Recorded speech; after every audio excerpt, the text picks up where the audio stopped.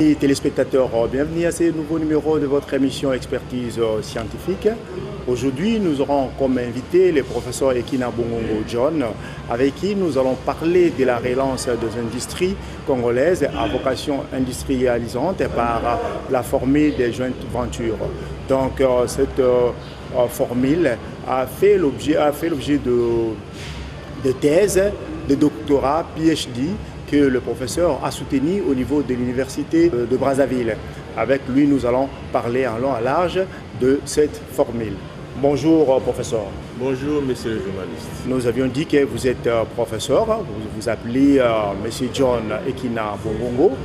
Pouvons-nous savoir comment êtes-vous devenu professeur d'université?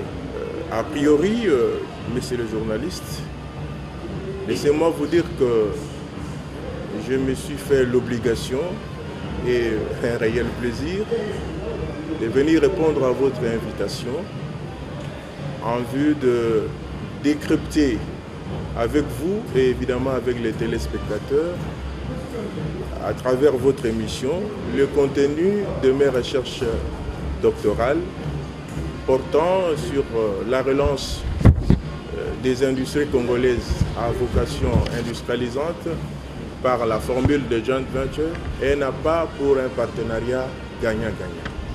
Le cas de la GECAMIN et de la Société. Monsieur le journaliste, comme vous l'avez annoncé, il me paraît particulièrement important de dire que la soutenance de ma thèse a eu lieu à l'université Marie-Ngouabi de Brazzaville sous l'égide de l'université de Bangui. Thèse qui reste préparée à l'université de Kinshasa dans la faculté des sciences économiques et de gestion au département des sciences économiques, option économie industrielle. Ce en provenance, n'est-ce pas, de la chaire UNESCO et conformément à l'instruction du ministre de l'enseignement supérieur et universitaire du fait de la suspension de la chaire UNESCO. Formellement, messieurs les journalistes, cette thèse présente et analyse le contrat et convention des joint ventures et leur fonctionnement conclu sous la houlette du gouvernement congolais par la GECAMIN et la Société, ainsi que les conséquences qui en ont découlé. Comme vous avez posé la question, il faudrait que je puisse vous dire que, en élaborant cette thèse, j'ai voulu chercher comment apporter ma modeste contribution à la résolution de l'épineux problème du non-aboutissement de la première expérience de joint venture tentée, comme j'ai dit, en République démocratique du Congo par la GECAMIN et la Société en vue de relancer leurs activités industrielles qui étaient restées longtemps en veilleuse. Mais cette formule qui défraye la chronique par le temps qui court fait que la population, n'est-ce pas, s'interroge et se préoccupe énormément de son mode de fonctionnement. Professeur, vous allez parler de son mode de fonctionnement, mais là, nous aimerions que vous puissiez expliquer à nos téléspectateurs la formule des joint ventures. C'est quoi au juste cette formule des joint ventures? Voilà, merci beaucoup pour la question. La formule de joint venture est un partenariat. Un partenariat gagnant-gagnant. Un partenariat qui doit être gagnant-gagnant en principe. Et cette formule veut que on travaille en synergie. Étant donné que la République démocratique du Congo était devenue moins crédible sur le plan international pour attirer les capitaux étrangers, on a trouvé mieux de faire recours au partenariat du genre joint venture pour attirer ces capitaux-là via le partenariat. Et cette formule devrait évoluer pour relancer les industries à vocation industrialisante qui font partie de cette étude, notamment la GECAMIN et la Société. Dans cette formule, il y a les dividendes qui sont bien indiqués, il y a des avantages financiers, notamment le pas de porte, le royalties et d'autres pour permettre aux partenaires de part et d'autre de tirer le meilleur profit de ces partenariats. Monsieur le professeur, vous avez dit que c'est un partenariat qui devrait être gagnant-gagnant. Et parlez-nous un peu de son applicabilité au niveau des entreprises congolaises, parce que vous avez parlé des industries telles que la GECAMIN et la Socidaire, puisque c'était le cas que vous avez eu à soutenir au niveau de votre thèse de doctorat au niveau de l'université Marien Ngouabi. Comment est-ce que cela sera appliqué ici au niveau de notre pays? La formule de joint venture est déjà d'application en République démocratique du Congo. Depuis 1996 avec la GECAMIN et 1998 avec la Socidaire. Mais qu'est-ce que nous avons constaté? Que cette formule n'a pas donné des résultats escomptés. Qu'est-ce qu'on déplore?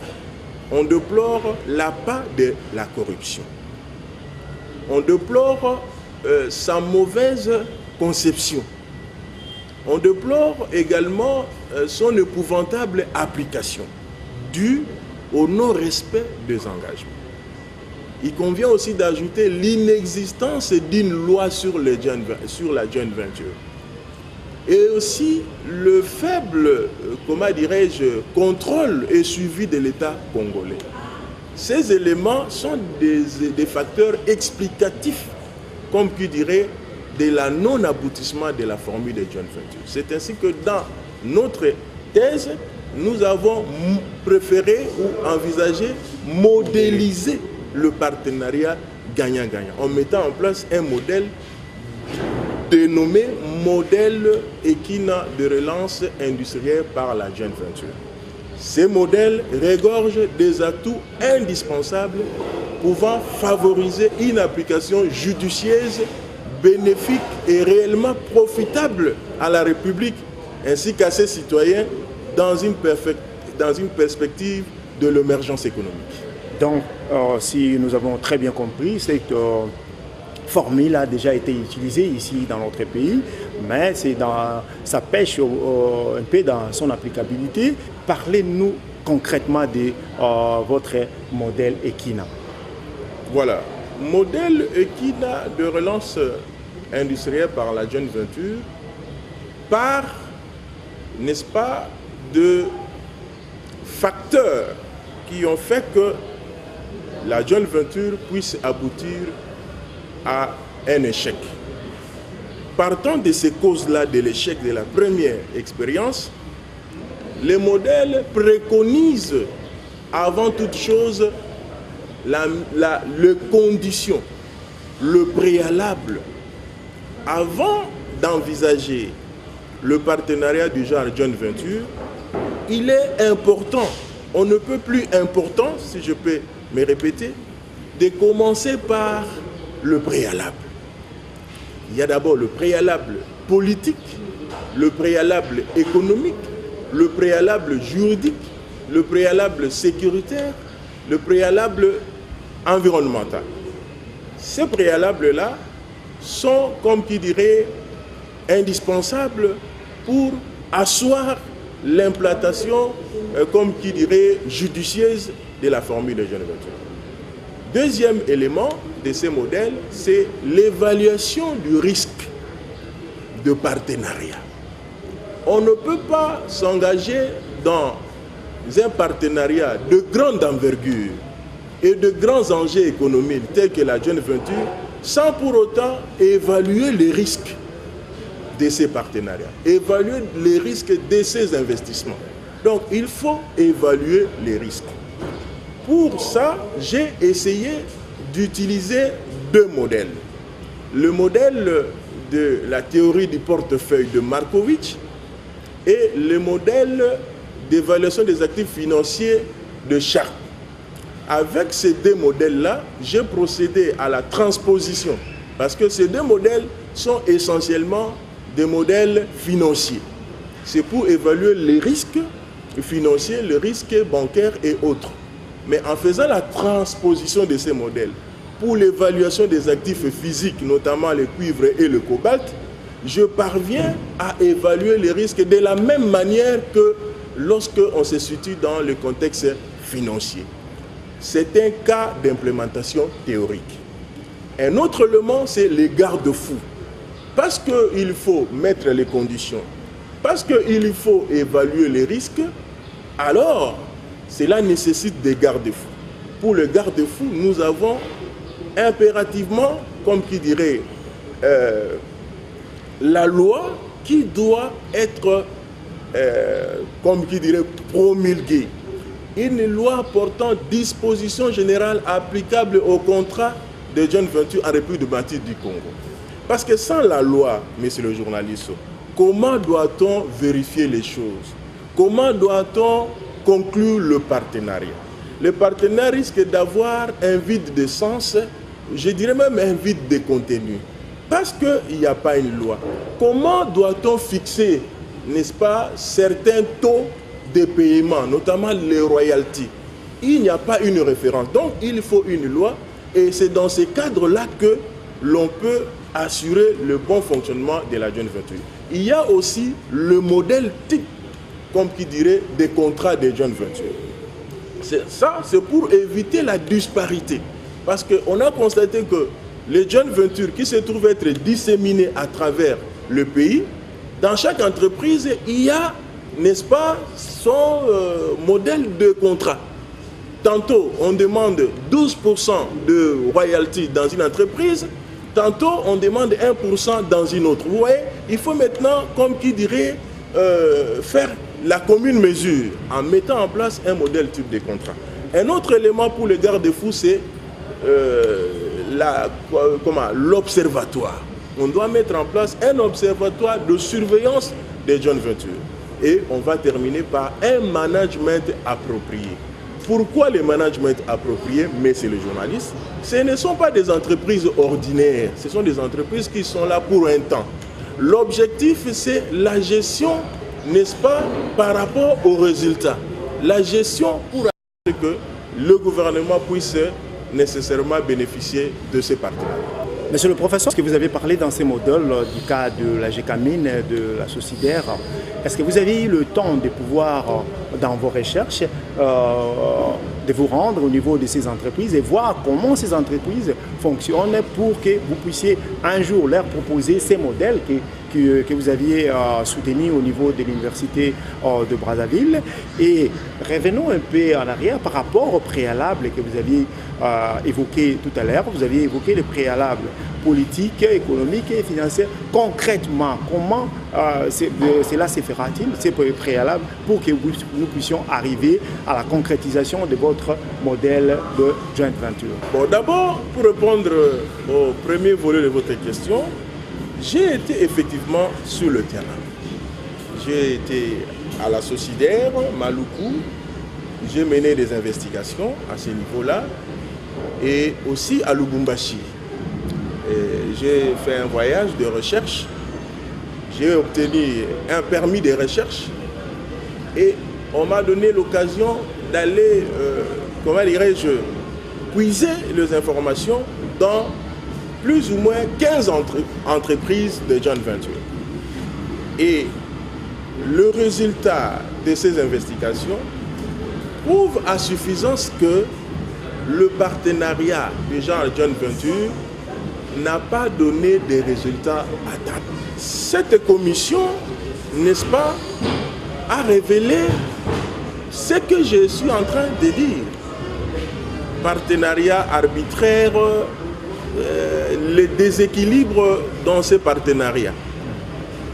Eh bien, nous n'avons fait que, comment dirais-je, entrer dans cette piste-là pour essayer de proposer ce modèle-là qui doit nécessairement être appliqué tenant compte de conditions que je viens de proposer. Concrètement, qu'est-ce qu'on doit faire?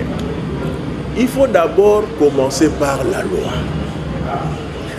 La joint venture est un partenariat qui doit nécessairement montrer le gain que le pays tire afin que l'on puisse espérer à un avenir meilleur de ces entreprises. Là où la joint venture est née en Angleterre, ça s'est accompagné toujours d'une loi. La loi doit permettre à ce qu'on puisse voir de quelle manière se comporter, de quelle manière fixer tel ou tel autre taux à payer. Et cette loi-là permet le bon fonctionnement des joint ventures. Donc, il faut la loi. Deuxième élément, ce sont les conditions économiques. Ce sont des entreprises qui viennent pour faire les affaires. On demande qu'il y ait quand même un minimum de climat des affaires, un bon climat des affaires. Deuxième élément, on doit demander à ce qu'il y ait des débouchés au niveau de l'économie. Et troisième élément, on demande qu'il y ait existence de filières de production. Quatrième élément, on demande qu'il y ait une politique monétaire, budgétaire et industrielle cohérente et adaptée à la situation économique dans une situation d'instabilité monétaire. Qu'on trouve l'économie dans une situation, comme qui dirait, d'inflation. Il faudrait que tous ces éléments-là puissent être réunis. Il y a aussi les climats de finances internationales. Tout ça, ce sont des éléments qu'on doit. Et aussi les infrastructures. Ces éléments-là doivent être, n'est-ce pas, étudiés pour que le partenariat puisse réussir. Et si on essaye de suivre ce que je dis à la loupe, parce que le modèle est même schématisé, là où on verra avec beaucoup plus de détails. Monsieur le professeur, il faut une loi pour que cela puisse être bien appliqué ici dans notre pays. Mais vous avez énuméré beaucoup plus de préalables par rapport à la réalisation de votre modèle. Est-ce que vous ne trouvez pas que c'est trop demandé aux industriels, aux créateurs d'entreprises pour réussir demain dans ce que vous dites, dans la relance des industries congolaises à vocation industrialisante? Vous ne voyez pas que c'est trop demandé? Est-ce que ces entreprises et ces industries seront en mesure de pouvoir concrétiser tout ce que vous avez dit? Il faut dire que les préalables sont indispensables. Mais aujourd'hui, on peut dire qu'on doit rattraper le train sur le rail. La situation évolue. Mais parce qu'elle n'évolue pas en bonne et due forme, le gouvernement doit repenser le partenariat. Le gouvernement doit, comme qui dirait, réformer ce partenariat. Le gouvernement doit revigorer ce partenariat. Mais puisque ces entreprises-là appartiennent à l'État, mais il y va de son intérêt. On ne doit pas laisser la situation évoluer comme ça.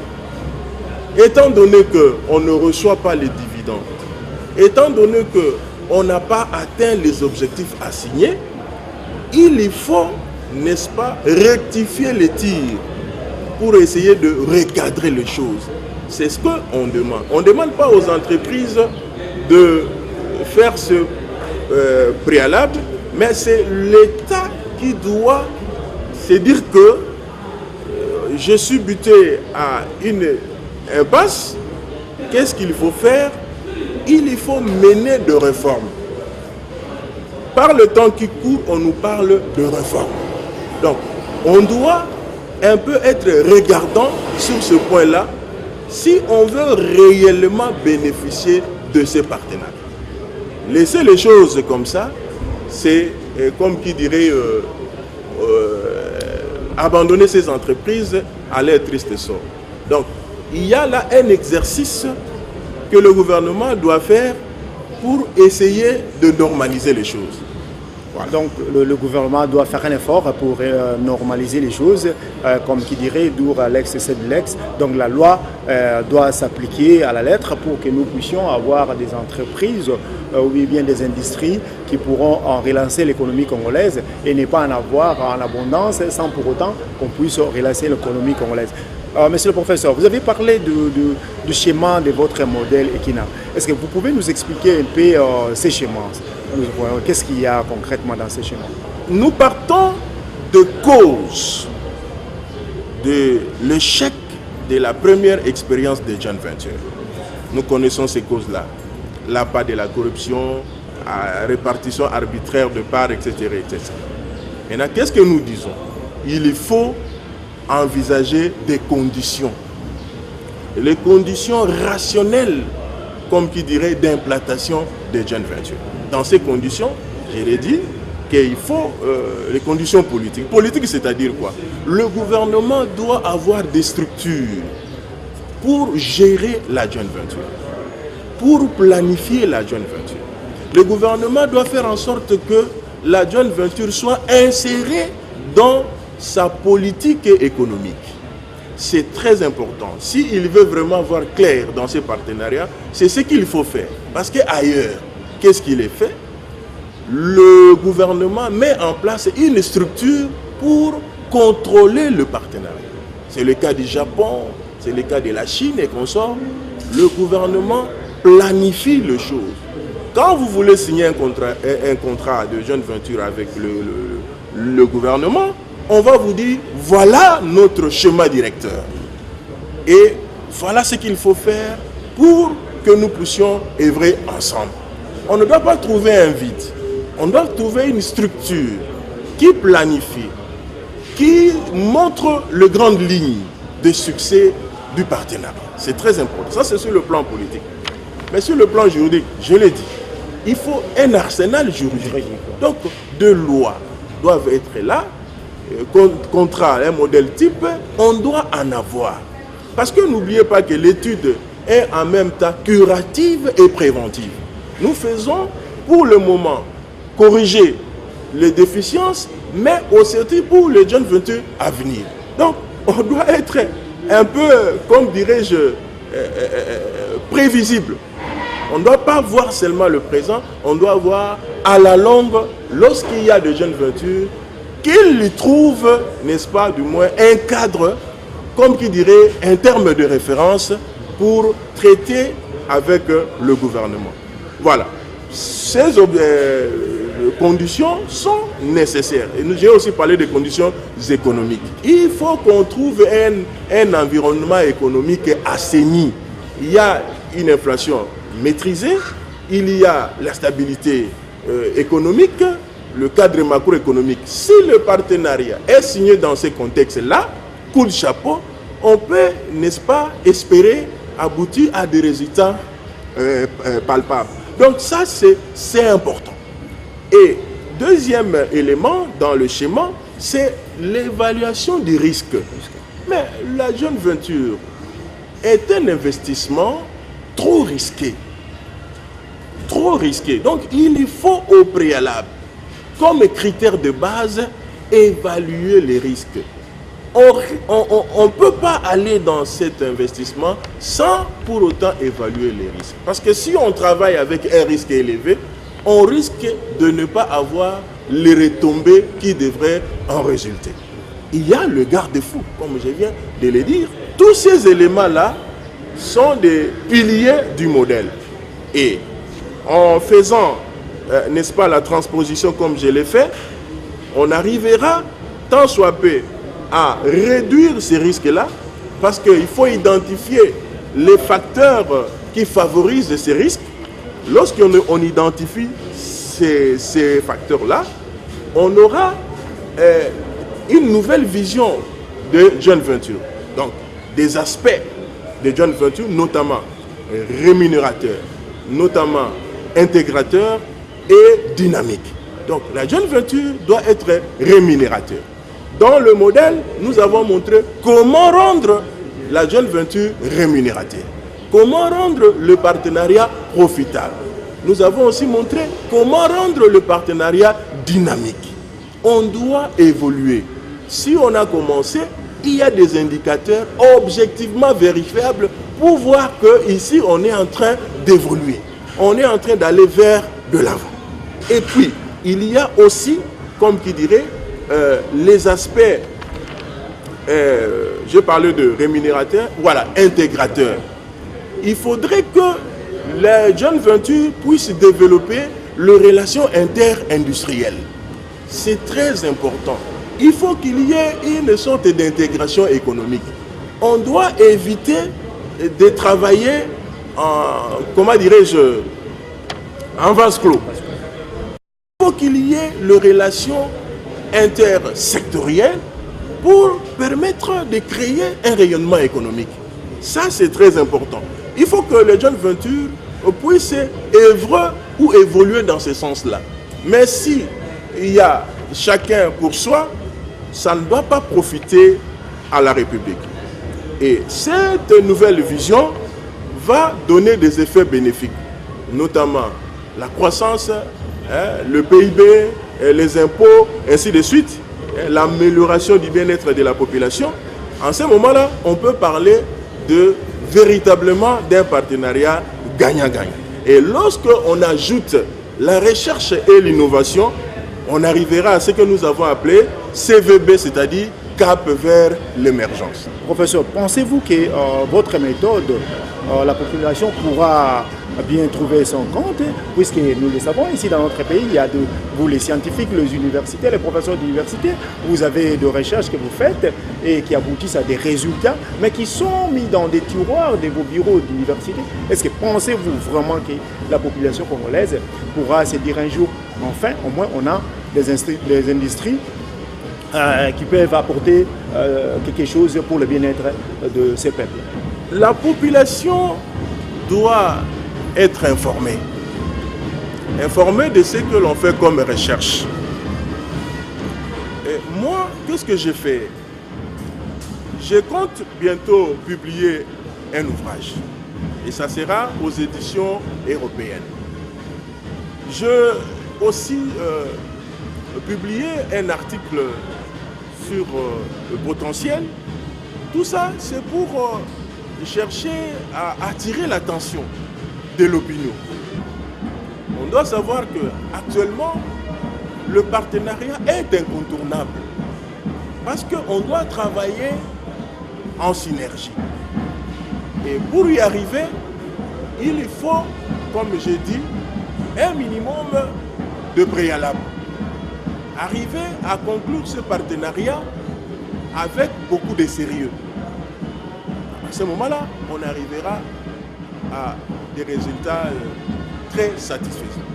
Nous avions vu ces derniers temps, le gouvernement a initié quand même une campagne de sensibilisation de la population et des chercheurs à pouvoir consommer congolais. Est-ce que cette campagne vous intéresse-t-elle par rapport aussi à ce que vous avez fait? Et nous osons croire que vous pourrez aussi apporter une pierre de contribution à cette campagne. Voilà, la campagne de sensibilisation Consommons congolais. Bon, je suis en train ici de saluer l'initiative du ministre de l'Industrie, Germain Kambinga, parce que cela va permettre à ce que l'on puisse avoir dans notre pays une certaine, comment dirais-je, effervescence positive des activités industrielles qui trouveront nécessairement des débouchés nécessaires. Parce qu'il se pose un problème dans notre pays, le problème psychologique, le problème des mentalités. Le Congolais pense que tout ce qui vient d'ailleurs est bon. Tout ce qui vient d'ailleurs est spécial. On oublie que dans notre pays, il y a des entités économiques et industrielles qui produisent de biens de qualité. Alors, il faut essayer de faire sortir la population de cette torpeur. Ça, c'est très important. Parce qu'on parle de la relance industrielle. Il faudrait que cette relance puisse trouver des débouchés internes. Et ce qu'il est en train de faire là, ça corrobore avec l'étude que nous avons menée. Nous relançons pour que nos produits soient consommés localement et que le surplus peut faire l'objet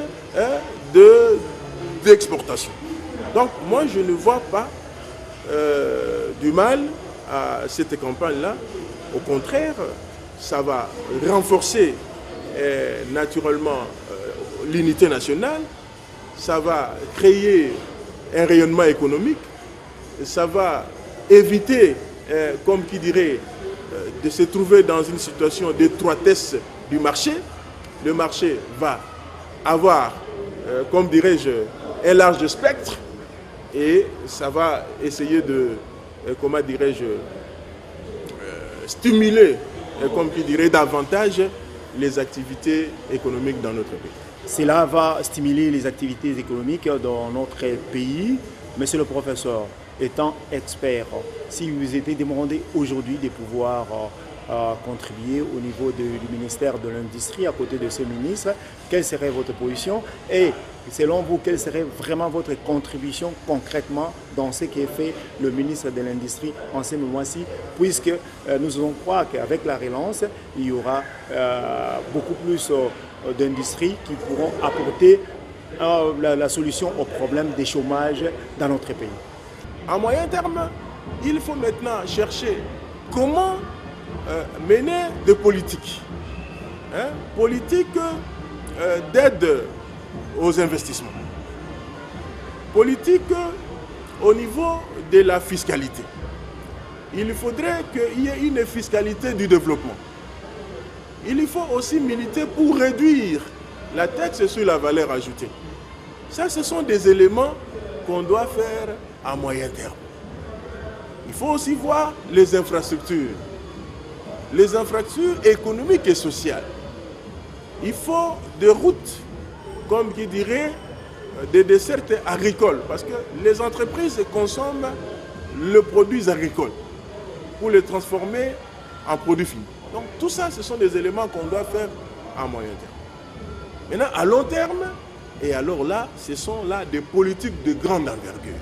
Donc il faut maintenant politique d'aménagement du territoire, il faut politique de création même de banques d'investissement public.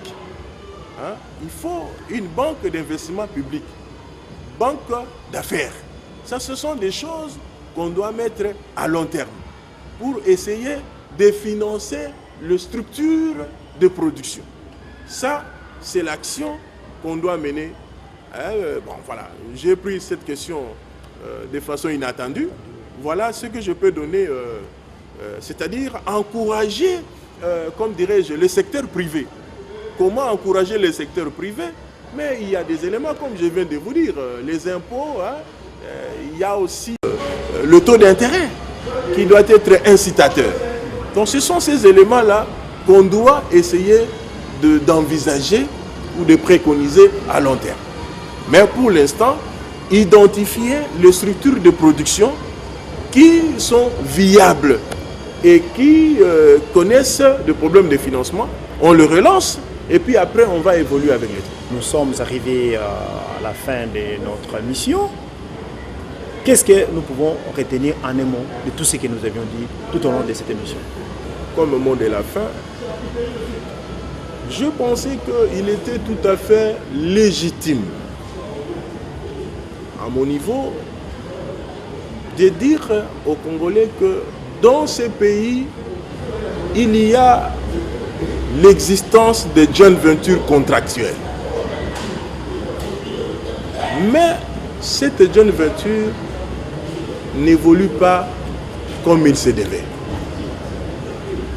Il faut, n'est-ce pas, corriger les choses.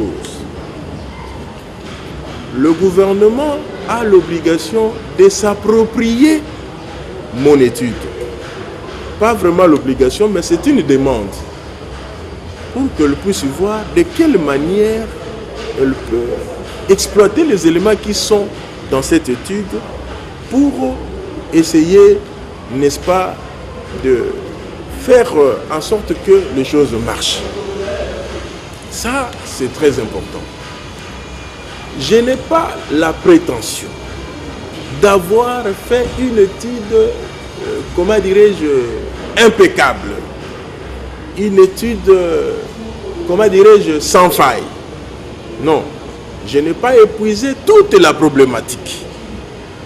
Mais je crois avoir atteint les objectifs assignés à cette étude. C'est ainsi que je demande à ce que l'on puisse considérer les éléments que j'ai présentés comme termes de référence pour les industries.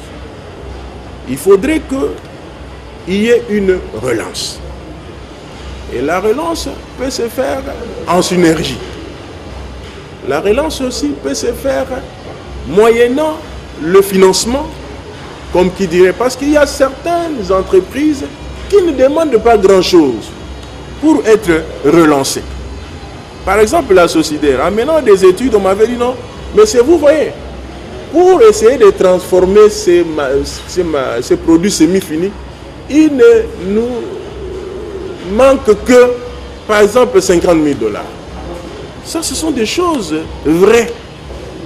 Il faudrait qu'on étudie un peu le besoin de financement de ces entreprises et chercher à y faire face. On ne peut pas croiser le bras. On ne doit pas dire que non, bon, la situation est... Non, non, non, non. Essayons de repenser les choses. On doit préparer le projet de loi. On doit mettre la loi en place. Ça va nous permettre d'évoluer. Ailleurs, la joint venture a réussi.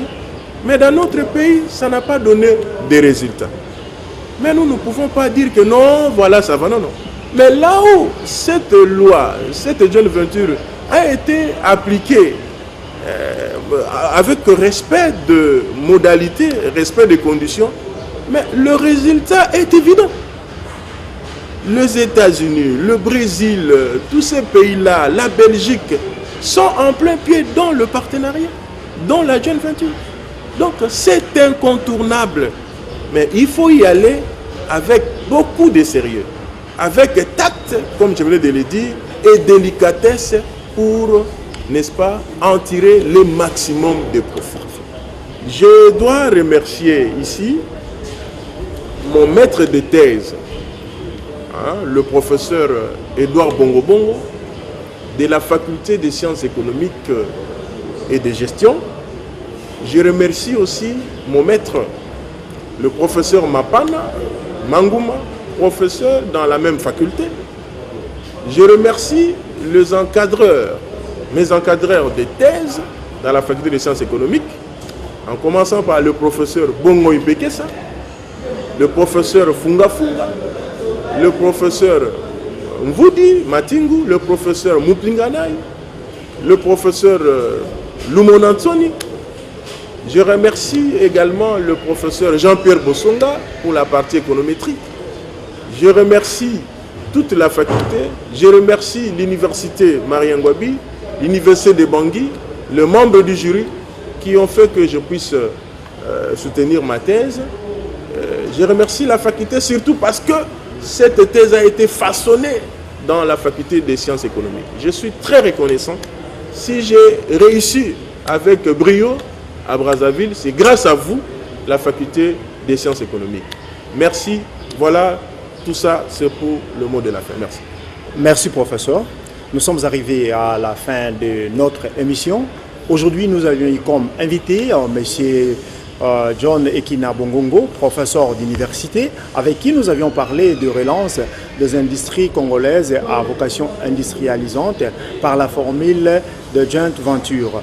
Donc cette formule contribue à un contrat de partenariat gagnant-gagnant. Donc nous avons tout intérêt, nous, la population, le média et le gouvernement, de pouvoir soutenir monsieur le professeur Ekina dans son projet pour que nous puissions un jour voir nos industries développer vers l'émergence. Nous sommes arrivés à la fin tel que nous l'avions dit. Nous vous fixons rendez-vous dans un prochain numéro. Au revoir.